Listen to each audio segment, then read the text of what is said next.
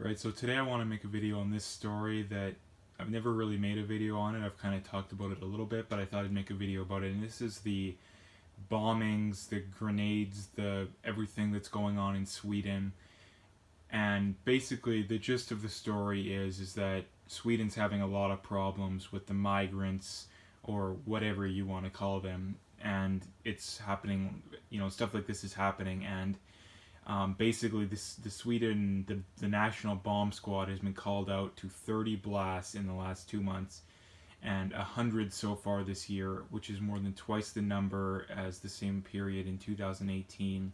And the 2018 numbers were I think a record as well. So we're having records on top of records, and it's something that needs to be addressed. And I mean, it's not going to be addressed, but it should be addressed in that this whole diversity experiment that's being done in basically all of the West, it's not working. And given how bad things are, and yet still you can't even get, I mean, hardly anyone on the left to admit it, let alone a lot of people on the right, in that just bringing people from third world countries and saying, just letting them loose, say, go wherever you want, it doesn't work. And it's having very catastrophic effects on the West, namely places like Sweden, that some of these areas are basically unlivable, and that you got bombs going off left and right. I know Malmo is, I think, the worst city in Sweden from what I've heard for all these kind of things. It's where basically like where basically a lot of the migrants have went, and again, surprise surprise, it's where they're having the most issues. Vaxio, I believe, I'm not sure how you pronounce it, that's another city that's having a lot of issues. So there's been 28 explosions in Malmo this year, which is horrible. Gothenburg is another city that they had 38 in 2018.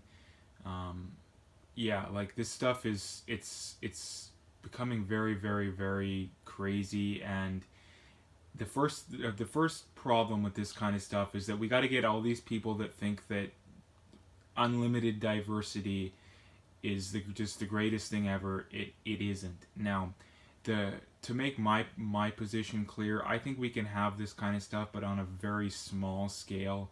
I think that we can have people come over, but on a much, much, much lower rate than now. And the people that are coming over either are temporary, which means there's a set amount of time that you get to stay here, and after that you're going back to another safe third country, or back to your own country, or whatever. Or people that want to come because they want the freedoms that Western culture has, and they want to integrate into Western culture. And the problem is that I don't know the number, but the number is much lower than is needed for this stuff to work out. Basically, the number being the number of people that want to integrate into whatever Canadian or Swedish or American or British culture. The number is way too low, in that it's not working out. And the problem with the left is that any talk of this, any questioning of this, you're immediately branded as a racist, and you're immediately just shut down. Even though after things like this, the left is clearly wrong. And number one, it's not racist to begin with. It's only racist when talking about groups when they don't act differently. So let's say you take, the murder rate for, race A is 10 per 100,000, and the murder rate for group B or race B is 10 per 100,000. Now, saying, race A is, a bunch of, criminals, and they're going to kill you and you should be worried about them, well, that would be racist because they act the exact same as the other one. But if you have one group where the murder rate is 20 and the other group is 10, well, then saying that we need to be really worried about this group A or this race A because they're killing people at twice the rate or committing crime at twice the rate as the other group, that's not racist because they act differently.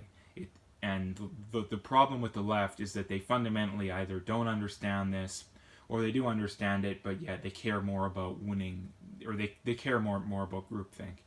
And I think it's a little bit of both, depending on who you talk to on the left. I'd say it's roughly even between the two, and that it's not racist to say that to question this, because the migrants are clearly committing crimes at much higher rates than the general public.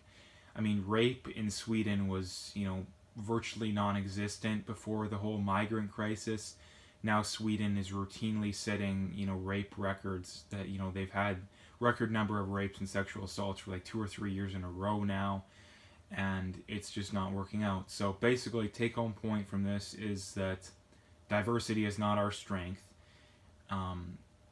Diversity only works out, and the other problem too is that if I was someone who wanted to provoke tensions between races, I would do exactly what the left is doing. So the left is actually either completely ignorant, or they're, lying, conniving manipulators. Because if you want to create prejudices between people, what people are going to remember, if someone if someone walks up to you on the street, punches you in the face, next day someone does the same thing, next day someone does the same thing, and let's say every one of those people had red hair, well then you would more than likely, and this is natural human evolution, because people who didn't recognize patterns were people that generally died, right? Like the people who, when they heard a rustling in the bush, didn't, run or become very observant, generally were the people that died, because a lot of times that rustling in the bush was an animal that could kill you, or was another, tribe that wanted to kill you. So this is the same kind of stuff, that it's human evolution that when you have one group of people that looks a certain way that's committing crime much higher, to be skeptical of that.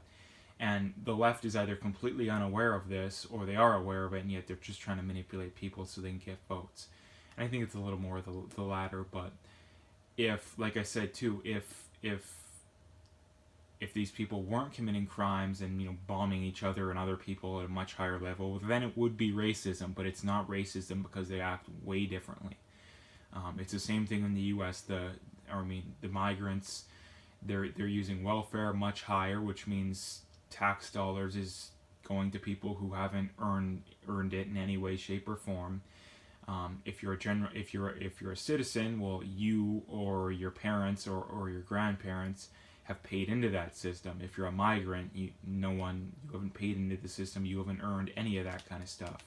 Now, the whole, just because you were born somewhere argument is not something I want to get into today, but it's better than not having a legitimate reason to come to a country and just coming there and just taking benefits. But I'm kind of going off on a tangent. But the long story short from this is that how much more evidence do we need for people to finally admit? I mean, a lot of people do. I would say if it's not a majority, it's probably roughly 50-50, but a lot of people that recognize that diversity isn't a strength kind of hold their tongue. And a lot of people that just blindly believe it, they don't hold their tongue, because they think that everyone else agrees with them, even though a lot of people don't.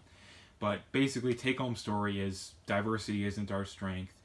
We're going to keep getting stories like this until people recognize it, and things are going to keep getting worse until people recognize it. So I'm going to leave it there. If you liked the video, make sure to hit that like and subscribe, and stay tuned for more.